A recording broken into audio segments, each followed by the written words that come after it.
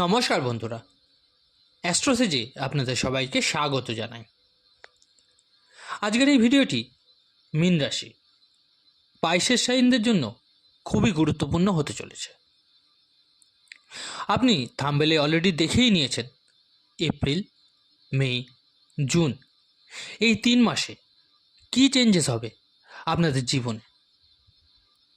কারণ এই সেই 3 মাস যেখানে বড় বড় গ্রহদের রাশি পরিবর্তন হবে। আপনার রাশির স্বামী দেবগুরু বৃহস্পতিও রাশি পরিবর্তন করবে এই 3 মাসেই। রাহুকেতুও পরিবর্তন করবে। আপনার রাশিতে শনি আসবে 29শে মার্চে। তো একটা নতুন সূচনা আপনার জীবনে হবে। কি হবে এই 3 মাসে অনেক ডিটেলসে আপনাকে বোঝাবো। চলুন তবে জেনে নিন কেমন থাকবে মীন রাশিদের এপ্রিল, মে, জুন। কি হতে চলেছে, কি পজিটিভ দেখা যাচ্ছে, কি উপায় আপনাকে করতে হবে, সব কিছুই বলবো, ভিডিওর শেষে বলবো। বন্ধুরা, আজকের ভিডিওটি জন্মরাশি চন্দ্ররাশির ওপর ভিত্তি করে তৈরি করা। আপনারা যারা নিজের বাচ্চাদের প্রেডিকশন করাতে চাইছেন তারা অবশ্যই আমার টেলিগ্রাম চ্যানেল জয়েন করে নেবেন। লিঙ্কটা ভিডিও ডেসক্রিপশানে পেয়ে যাবেন।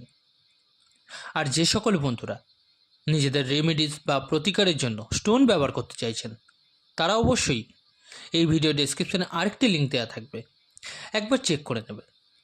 নেওয়া না নেওয়াটা সম্পূর্ণ আপনার ওপর, কিন্তু কী ধরনের জিনিস ব্যবহার করতে বলছি একবার দেখে নেবেন।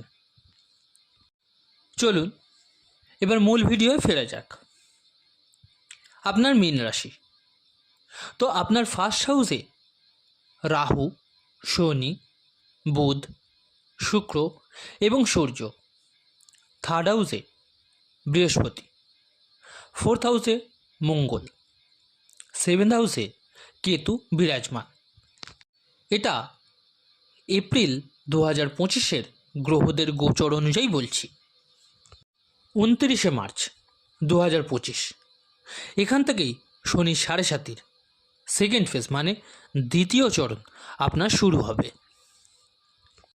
দেখুন, আপনার ফার্স্ট হাউসে রাহু, শনি, বুধ, শুক্র এবং সূর্য। তো আপনি দেখতেই পাচ্ছেন আপনার ফার্স্ট হাউসে 5টা গ্রহ অবস্থান করছে। ফার্স্ট হাউস হয় আমাদের সেলফের, আমাদের নেচারের, আমাদের বিহেভিয়ারের, আমাদের ইমিউনিটির মানা হয়।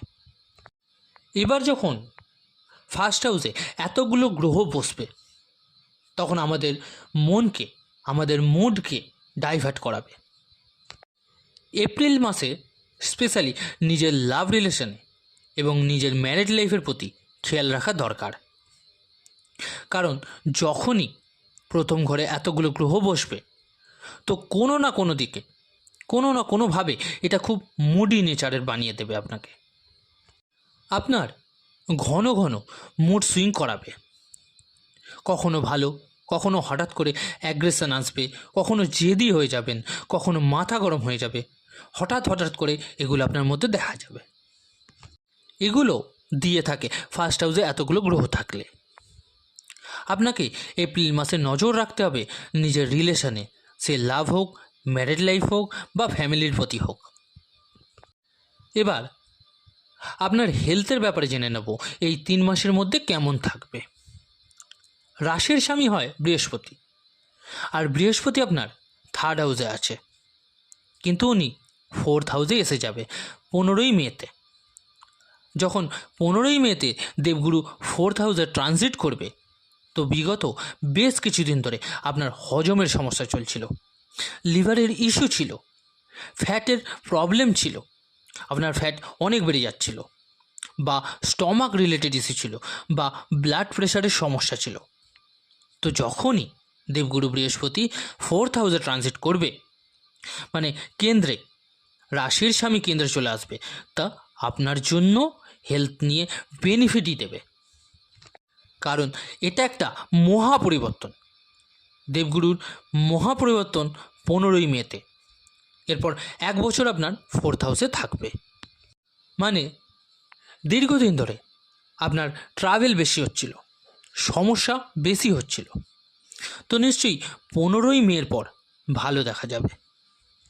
তবে 15ই মের আগে একটু খেয়াল রাখবেন নিজের খাওয়া দাওয়াতে। এবার আলোচনা করব আপনার পড়াশোনা নিয়ে। শিক্ষার্থীদের জন্য কেমন থাকবে এই 3 মাস? বুধ আপনার ফার্স্ট ঘরে, সেকেন্ড হাউসে আসবে 7 মেতে, আর আপনার থার্ড হাউসে আসবে 23শে মেতে। 23শে মে থেকে শুরু করে 1 জুন অবধি একটু পড়াশোনায় কমতি দেখা দিতে পারে, বা মন ডাইভার্ট হতে পারে, বা পড়াতে মন না লাগতে পারে। কিন্তু 23শে মের আগে যদি আপনার কোনো এক্সাম থাকে, মানে এপ্রিল মেতে আপনার যদি এক্সাম থাকে, 23শে মের আগে বা 15ই জুনের পর কোনো এক্সাম হয়, তাহলে তা খুব ভালো হবে। স্পেশালি যদি আপনার এক্সাম হয় 14ই এপ্রিল থেকে 14ই মের মধ্যে, তাহলে তা আপনার জন্য সব থেকে বেস্ট হবে। কারণ সেই সময় সূর্য উচ্চ থাকবে আপনার সেকেন্ড হাউসে। ফার্স্ট হাউস থেকে সেকেন্ড হাউসে চলে আসবে 14ই এপ্রিলে, আর 14ই মে অবধি থাকবে উচ্চ অবস্থায়। সেই টাইমে গভর্নমেন্ট এক্সাম নিয়ে বা যে কোনো এক্সামের জন্য এবং পড়াশোনার জন্য সর্বশ্রেষ্ঠ থাকবে সূর্য উচ্চ থাকার ফলে। বাকি পড়াশোনা নিয়ে মোটামুটি ঠিকই আছে, খালি 23শে মে থেকে 15ই জুন অবধি নজর রাখবেন একটু নিজের ওপর। এবার আলোচনা করব লাভ লাইফ নিয়ে। দেখুন, লাভ লাইফ নিয়ে যদি বলি, তো ফার্স্ট হাউসে শনি রাহু 18ই মে অবধি, যা শ্রাপিত দোষ, ফলে আপনার মধ্যে ডাউটসও নিয়ে আসবে। এর ফলে হবে কি, আপনার নেচারকে ডমিনেটিং টাইপ বানাতে পারে। এর এফেক্ট আপনার লাভ রিলেশনে পড়বে, স্পেশালি 18ই মে অবধি, যতদিন শনি রাহু একসঙ্গে থাকবে। তো এটা শুধু লাভ রিলেশনে নয়, বিবাহিত জীবনেও সতর্ক থাকতে হবে 18ই মে অবধি। এটা খেয়াল রাখতে হবে যে ছোট ছোট ব্যাপারে যাতে ঝগড়া অশান্তি না হয়, মতভেদ যাতে না হয়। আপনাকে জেদি হলে কিন্তু চলবে না। 18ই মের পর বেটার আছে, সে লাভ রিলেশনই হোক বা ম্যারেড লাইফই হোক, খুবই ভালো দেখা যাচ্ছে। এবার বলবো রাহু কেতু আর বৃহস্পতির মহা পরিবর্তন নিয়ে। বন্ধুরা, বৃহস্পতি আপনার 4th হাউসে আসবে পুরো 12 বছর পর, কারণ 1 বছর অবধি থাকে একটা রাশিতে। তো 4th যখন আসবে 1 বছর থাকবে, আর আপনার 10th হাউসকে দেখবে, আর 12th হাউসকেও দেখবে। আপনার লং ট্রাভেল হতে পারে কাজকে নিয়ে, ফরেন ট্রাভেলও হতে পারে। আপনার ম্যানেজমেন্ট স্কিলকে বাড়িয়ে তুলবে, আপনার কমিউনিকেশন স্কিল বেড়ে যাবে। আপনি যদি কোনো ম্যানেজমেন্ট সেক্টরে বা কমিউনিকেশনে বা কাউন্সিলিংয়ে বা ব্যাংকিংয়ে বা ডকুমেন্টসের কাজ বা টিচারের বা অ্যাডভাইজার রিলেটেড কাজ করে থাকেন, তো দেবগুরু 4th হাউসে আসার ফলে এইসব ক্ষেত্রে আপনি অনেক ফায়দা পাবেন, গ্রোথ পাবেন এবং বেটারমেন্ট আসবে আপনার লাইফে। দেবগুরু 10th হাউসকে দৃষ্টি দেওয়ার জন্য আপনার কর্মক্ষেত্রে চেঞ্জেসও নিয়ে আসবে 15ই মের পর। যাদের কাছে জব নেই, তো জব পাওয়ার সম্ভাবনা খুব ভালো আছে। খুব বড় পরিবর্তন হবে এটা মীন রাশিদের জন্য। এবার বলবো রাহু কেতুর পরিবর্তন নিয়ে। রাহু আপনার ফার্স্ট হাউস থেকে বেরিয়ে আপনার 12th হাউসে আসবে, কেতু আপনার 6th হাউসে আসবে। দীর্ঘদিন ধরে আপনি কনফিউজ ছিলেন, ডাউটসে ছিলেন, অন্যের কথায় ইনফ্লুয়েন্স হয়ে যাচ্ছিলেন। বিগত 1.5 বছর ধরে আপনার মত সঠিক দিশাতে যাচ্ছিল না। 18ই মেতে যখনই রাহু বেরিয়ে যাবে আপনার রাশি থেকে, তো বেটার হবে। 12th হাউসে যাবে রাহু। তো যে সমস্ত মীন রাশিরা বিদেশে যেতে চান, তাদের যাত্রা সফল হবে। এছাড়া বিদেশ রিলেটেড কোনো কাজ করলে তার ফায়দাও পাবেন। কেতু আপনার 6th হাউসে আসবে, তো প্রতিযোগিতায় অংশগ্রহণ করলে ডিসস্যাটিসফ্যাকশন না হওয়াই উচিত হবে। শনি আপনার ফার্স্ট হাউসে আসবে 2.5 বছরের জন্য, মীন রাশিতে। ওভার থিঙ্কিং থেকে বেঁচে থাকুন। কোনো জিনিস নিয়ে এক্সট্রা পজিটিভ হবেন না। নিজের ভ্যালুকে বাড়ান।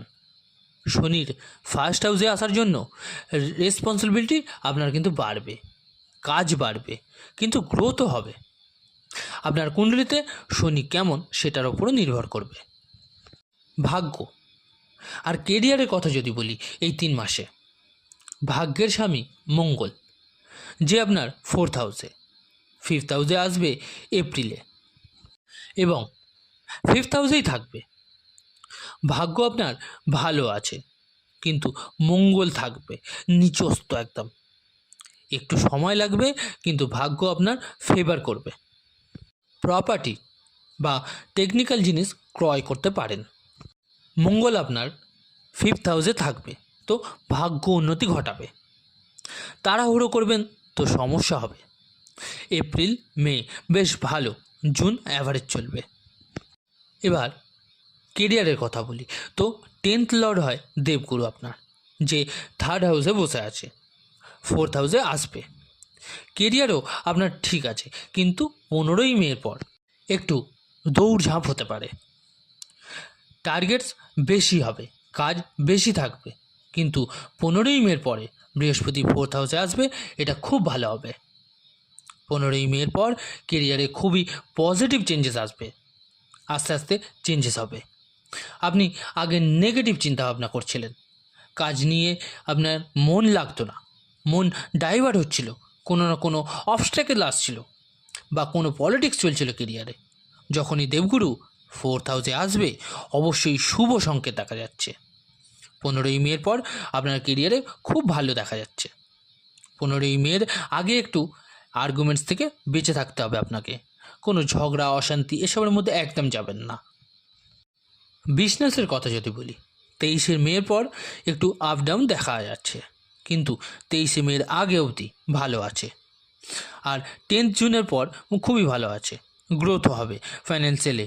আপনার দেখতে দেখতে আর্থিক দিকটাও ঠিক হয়ে যাবে। এবার বলি কি উপায় করবেন আপনারা। বিষ্ণু সহস্রের নাম করুন ডেলি। এছাড়া বৃহস্পতির বীজ মন্ত্র জপ করুন 108 বার। ওম গ্রাম গ্রিম গ্রম স গুরাহে নমঃ হনুমান চল্লিশার পাঠ করুন। আর উদিত সূর্যকে অবশ্যই জলদান করুন। তো বন্ধুরা, আজকের ভিডিওটি কেমন লাগলো জানাতে ভুলবেন না অবশ্যই কমেন্ট করে। আর যদি ভালো লেগে থাকে অবশ্যই লাইক ও শেয়ার করতে ভুলবেন না। আর যে সকল বন্ধুরা নতুন শুনছেন, আপনারা অবশ্যই চ্যানেলটিকে সাবস্ক্রাইব করে নেবেন। ধন্যবাদ।